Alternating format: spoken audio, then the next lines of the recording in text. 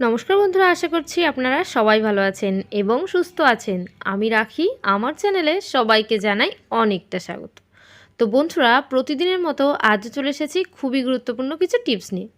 আমাদের সংসারে মাঝে মাঝে দেখবেন এমন কিছু ঝামেলার কাজ এসে পড়ে, সেগুলো যদি এরকম ছোট ছোট টিপসের মাধ্যমে না করতে পারেন, দেখবেন অনেকটা সমস্যার মধ্যে পড়তে হয়। তাই আমি চলে এসেছি আমার প্রথম টিপসে এখানে একটা ছোট জলের বোতল নিয়ে নিয়েছি আর একটা লোহার শিক গরম করে নিয়েছি। গরম করার পর চারিদিকে এইভাবে ছোট ছোট ছিদ্র করে নিচ্ছি। তো বন্ধুরা, এইভাবে বোতলের মধ্যে ছিদ্র করে নেওয়ার পর আমি কি করছি, সম্পূর্ণ ভিডিওটাই কিন্তু দেখবেন। এইবার বোতলটা ছিদ্র করা হয়ে গেছে একদম মাথার দিকটা। একটা কাঁচি নিয়ে নিলাম, কাঁচির সাহায্যে নিচের এই অংশটা এবং উপরের অংশটা কেটে নেব। কেটে মাঝের অংশটাকে বাদ দিয়ে দেব।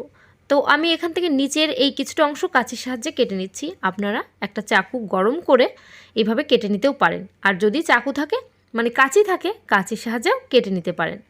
এইবার এই যে সাইড থেকে একটু চিড়ে এই উপরের অংশটাকেও কেটে নেব।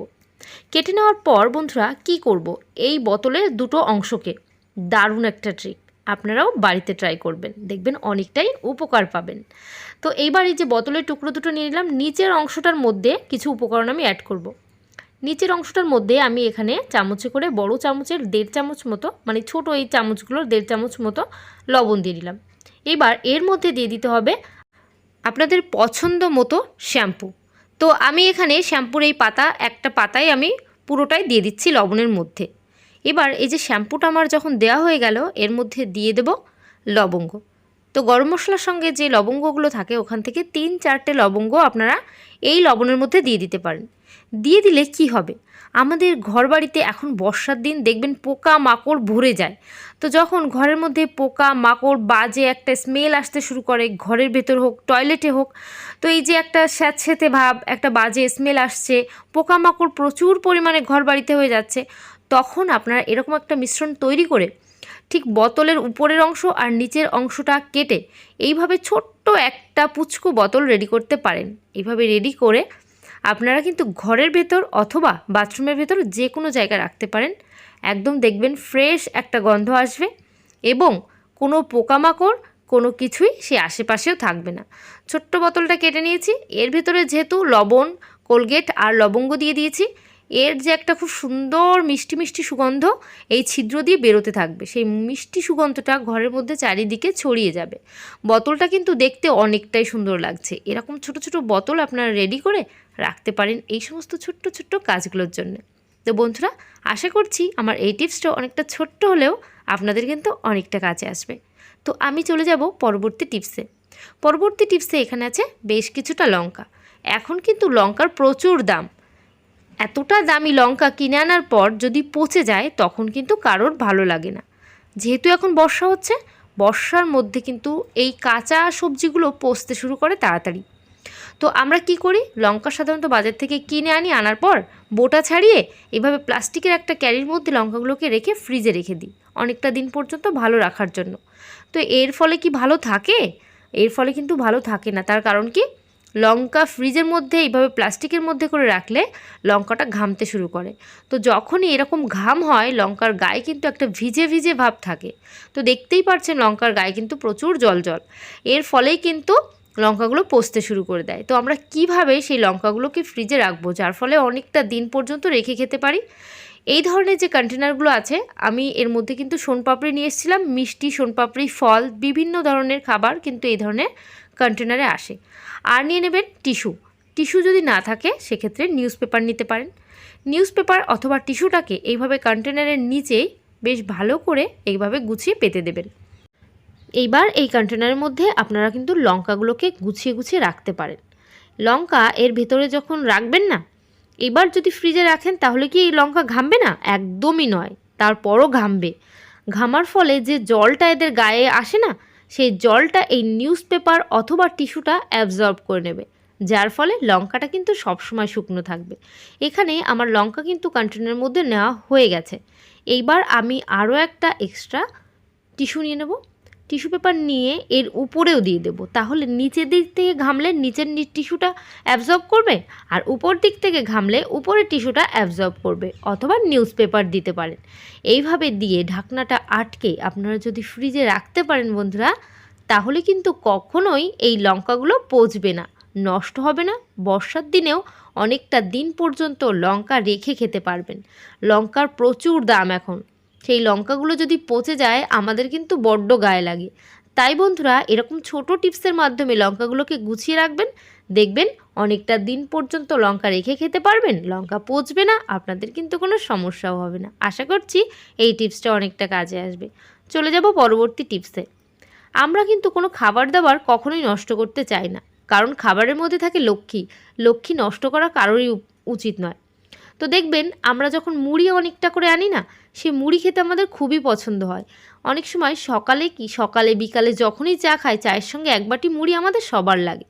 এই মুড়িটা বেশি করে এনে রাখি, আনার পর দেখবেন এখন যেহেতু বর্ষার সময় চারিদিকে আর্দ্রতাটা বেশি থাকে, তো তার জন্য মুড়িও নরম হয়ে যায় কিছুদিনের মধ্যেই।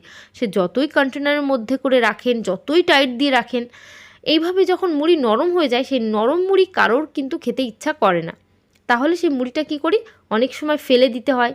তো ফেলে না দিয়ে, এই যে বললাম প্রথমে, আমাদের খাবার কিন্তু আমাদের লক্ষ্মী, তাই সেই খাবারটাকেও না ফেলে আবার খাওয়ার উপযোগী করে নেব। কিভাবে? এখানে গ্যাস ওভেনের উপর কড়া বসিয়ে দিয়েছি, একদম শুকনো কড়ার মধ্যে সেই নরম মুড়িগুলোকে আমরা দিয়ে দেব।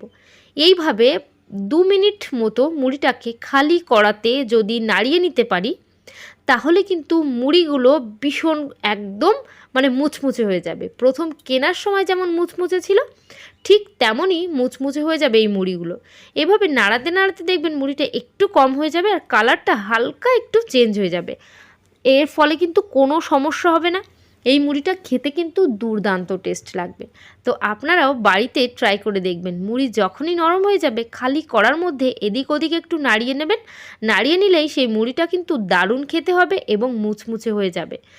আর আপনাদের যে মুড়ি নরম হয়ে গেছে, খেতে ইচ্ছা করছে না, আবার ফেলতেও ইচ্ছা করছে না, এই যে একটা সমস্যা, তার মধ্যে পড়তে হবে না। তো বন্ধুরা এখানে দেখতে পাচ্ছেন মুড়িটা কতটা সুন্দর মুচমুচে হয়ে গেছে। আমি দেখিয়ে দিচ্ছি কিভাবে বুঝবেন। এইভাবে চাপ দিলে দেখতে পাচ্ছেন মুড়িটা একেবারে গুঁড়ো গুঁড়ো হয়ে যাচ্ছে। এইভাবে গুঁড়ো হয়ে গেলেই কিন্তু আপনারা দেখেই বুঝতে পারছেন মুড়িটা কতটা মুচমুচে হয়েছে। প্রথম অবস্থায় কিন্তু খুবই নরম ছিল। আমি এটাকে 1 থেকে 2 সপ্তাহ রেখে দিয়েছিলাম, খাচ্ছিলাম না, আপনাদের দেখানোর জন্য যে এই মুড়িটা নরম হয়ে গেলে আমি কিভাবে সেটাকে খাওয়ার উপযোগী করতে পারবো। আশা করছি এই টিপসটাও কাজে আসবে। চলে এসেছি পরবর্তী টিপসে এই ধরনের কাচের যে জারগুলো হয় না, জ্যাম, জেলি, বিভিন্ন ধরনের জিনিস আমরা রাখার পর দেখবেন এই জ্যাম, জেলি, আচার রাখার পর অনেকটা সময় এই ঢাকনাটা এতটা টাইট হয়ে যায়, আমরা কোনোভাবেই খুলতে পারি না, অনেকটা শক্ত হয়ে যায়। তো সেই জারের ঢাকনাগুলো আমরা কিভাবে খুব সহজেই খুলে ফেলতে পারবো। এরকম প্রবলেম যখন হবে, তখন আপনারা নিয়ে নেবেন একটা প্লেট। তো এখানে একটা কানা উঁচু থালা নিয়ে নিলাম, অথবা কানা উঁচু প্লেট নিয়ে নেবেন। এর মধ্যে দিয়ে দেবো গরম জল। তো বন্ধুরা এই যে গরম জলটা দিচ্ছি না, গরম জলের মধ্যে এই জারগুলোকে আমি উবুর করে দেব। ঢাকনাটাকে এইভাবে উবুর করে এই জলের মধ্যে রেখে দিলে, গরম জলের মধ্যে রেখে দিলে কিছু সময় রাখবেন, 1 থেকে 1.5 মিনিট রাখবেন। রাখার পর এটাকে যখন এখান থেকে এই গরম জল থেকে তুলে ঢাকনাকে খুলবেন, দেখবেন খুব ইজিভাবে সেই ঢাকনা খুলে যাবে। আপনাদের কিন্তু কোনো শক্তভাবে চাপাচাপি করতে হবে না, প্রেশার দিতে হবে না। প্রথমে খুলতে গেলে যতটা প্রেশার আপনারা দিচ্ছিলেন, সেই প্রেশারটাও কিন্তু আর দিতে হবে না। একেবারে সহজভাবে এই জারগুলোর ঢাকনা খুলে যাবে। আমি এখানে খুলেও দেখিয়েও দিলাম কতটা সহজে এই জারগুলো খুলে গেল। তো বন্ধুরা আশা করছি আমার এই টিপসটাও আপনাদের অনেকটা কাজে আসবে। তো যদি ভালো লাগে অবশ্যই কমেন্ট করবেন, এবং কে কোথার থেকে ভিডিওটা দেখছেন আমাকে একটু কমেন্ট করে জানাবেন, তাহলে আমি বুঝতে পারবো আমার ভিডিও কোন পর্যন্ত পৌঁছাচ্ছে। চলে এসেছি অন্য একটা টিপসে। এই টিপসটা কিন্তু দারুণ উপকারী টিপস। আমরা যখন এই তেলের বোতল কিনে আনার পর দেখবেন এই ধরনের ঢাকনাটা লাগানো থাকে। তো এখানে না খুব ফ্লাশ নিচ্ছে, দেখা যাচ্ছে না, আমি লাস্টে একটু লাইট অফ করেও দেখিয়ে দেবো আপনাদের বোঝার সুবিধার্থে।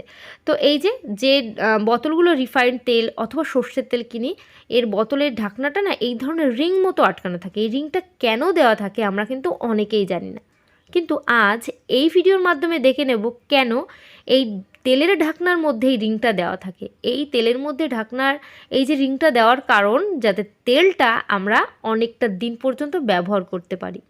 আমরা দেখবেন এটা খুলবো কিভাবে, প্রথমে দেখে নিই। একটা চাকু নিয়ে সাইড থেকে সামান্য একটু ঢুকিয়ে নেব। সামান্য একটু চাকুর মাথাটা ঢুকালেই দেখবেন একদম খুব সুন্দরভাবে সহজভাবে খুলে যাচ্ছে। আর যদি রিংটা ধরে টানাটানি করি সেক্ষেত্রে অনেক সময় রিং ছিঁড়েও যায়। তো বন্ধুরা, এই সমস্যার মধ্যেই পড়তে হবে না। আপনারা একটা চাকু নিয়ে নেবেন, সাইড থেকে জাস্ট একটু টাচ করবেন, মানে একটু খোঁচা দেবেন, দেখবেন একটা সাইড খুলে গেলে চাকুর মাথাটা দিয়ে সেটা এরকম নড়া দিলেই দেখবেন চারি সাইড থেকে খুলে আসবে। তো এইভাবে এবার লাস্টে একটু টান দিলাম, খুলে আসলো। আর এই যে ঢাকনার মধ্যেই রিংটা দেওয়ার কারণ কি, এটা কি জানেন? না জানলে আজকের ভিডিওর মাধ্যমে জেনে নেবেন। তো এই রিংটার প্রথম কাজ হলো, রিংটাকে আমরা ফেলে দিই কিন্তু কাজে লাগাই না। তো আজ কাজে লাগিয়ে দেখাবো কতটা কাজে লাগে এই রিংটা। এর ভেতরে যে দাঁতের মতো অংশগুলো, এর ভেতরে এই যে রিংটা, এই রিংটাকে চেপে আমরা ছোট করে ওর ভেতরে ঢুকিয়ে দেবো। এর ভেতরে ঢুকিয়ে দেওয়ার পর ফ্লাশ নেওয়ার কারণে কিন্তু খুব ভালো বোঝা যাবে না, এই জন্য আমি আবারও বললাম, লাস্টে আমি একটু দেখিয়ে দেবো। এই যে রিংটাকে ঢুকিয়ে দিলাম, ঢুকিয়ে দিলে এই ছিদ্র তেলের মুখটা কিন্তু বন্ধ হয়ে গেল। এটা একেবারে বন্ধ হলো না, এটা কিন্তু দারুণ একটা ট্রিক। তো এটা দেখে নেব কি কাজে লাগে। তো আমরা এই যে তেলের বোতলের মুখটা আটকে দিলাম। অনেক সময় দেখবেন আমরা কড়ার মধ্যে যখন এই তেলের বোতল থেকে তেল ঢালি, একদম তেলটা হুড়হুড় করে পড়ে যায়, কড়ার মধ্যে অনেকটা করে পড়ে যায়, তখন অনেকটা তেল বেশি চলে যায় রান্নার মধ্যে। আমরা খেতে চাচ্ছি না, তবুও পড়ে যাচ্ছে, আবার কড়া থেকে তুলবো সেই চিন্তা করে সেটা আবার রান্না করে ফেলি। তার ফলে কি হয়, তেলটা 1 লিটার তেলও অল্প দিনের মধ্যে খরচা হয়ে যায়। তো দেখতে পাচ্ছেন বন্ধুরা কিভাবে তেলটা পড়ছে। আমি কিন্তু বোতলটাকে উবুর করে দিয়েছি, এরপরও তেলটা অল্প অল্প করে পড়ছে বাটির মধ্যে। এইভাবে কড়ার মধ্যেও যখন ফেলবেন একেবারে অল্প অল্প করেই তেল পড়বে, একসঙ্গে অনেকটা করে তেল পড়ে যাবে না। আপনাদের কিন্তু কোনো সমস্যা হবে না, অল্প তেলেই রান্না করতে পারবেন। 500 তেলও আপনাদের কিন্তু সহজেই অনেকটা দিন পর্যন্ত চলে যাবে। 1 মাস কিন্তু অবশ্যই চলে যাবে এই অল্প তেলের মাধ্যমেই। তো বন্ধুরা, আশা করছি আমার এই টিপসটাও কিন্তু আপনাদের অনেকটা কাজে আসবে। তো বন্ধুরা, এখন কিন্তু আমি আমার এখানে লাইটটা অফ করে দেখিয়ে দেবো, তাহলে ভালোভাবে বুঝতে পারবেন।